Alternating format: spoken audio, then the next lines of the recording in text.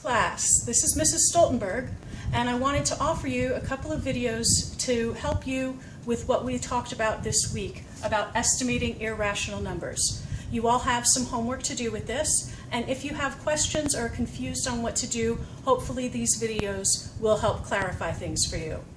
The first method that we learned in class for estimating irrational numbers was a guess and check method.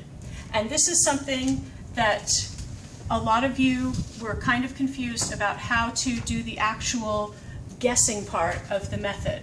So I want you to remember that when we're making an estimate, we're getting as close as we can. We're not going to get an exact number because this is an irrational number and it has non-terminating, non-repeating decimal places. We're never going to get it exact, but we're going to come as close as we can. And right now, all we need to do is estimate to the tenths place. So that's good for us. The first number that I want us to look at is the square root of 56.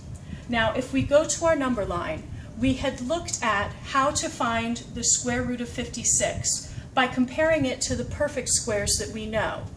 And we know that 49 is a perfect square and 64 is the next perfect square in line. And on our number line, these would be the numbers 7 and 8. So the first thing we know about the square root of 56 is that it falls somewhere between the number 7 and the number 8. So our approximation is going to be 7 point something.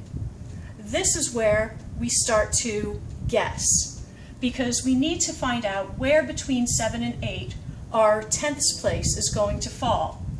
This is our halfway point at 7.5. And if we divide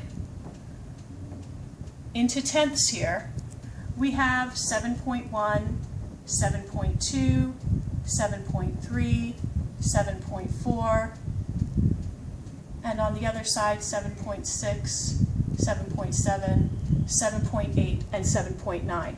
One of these numbers is going to be our estimate to the tenths place. Now, when we look at 56, the first thing we want to determine is it closer to 7 or closer to 8 in our estimate.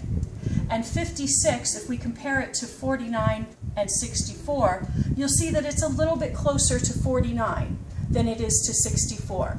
If you were to subtract these two numbers, this is only 7 units between them, and if you subtract these two numbers, there's 8 units between them. So you can see that it's on this half, somewhere before 7.5. Then what we need to do is simply pick a number that's over here and check to see how close we get. Now, we could pick, for example, 7.3. And if we decide we're going to test 7.3 first, the next step is to see what 7.3 squared comes to. We want the closest estimate we can get that doesn't go over what we're looking for. So when we multiply 7.3 times 7.3, what we get is 53.29. Now, that's not as close to 56 as we can probably get. And so we'll want to try maybe the next number up, 7.4. And we have to do our multiplication again. 7.4 times 7.4.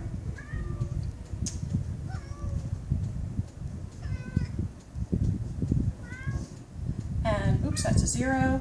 This is 6, 17, 4.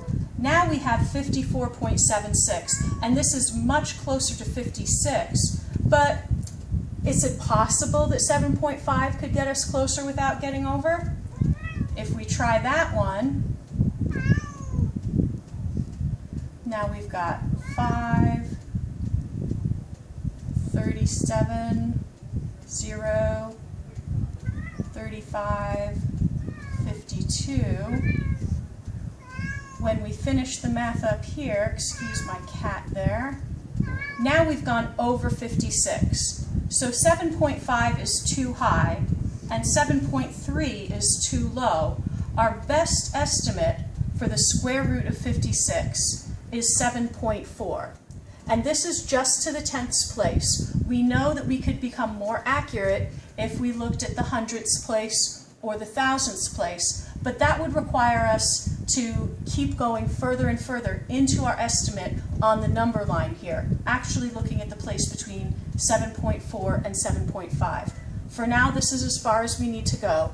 No more multiplication necessary.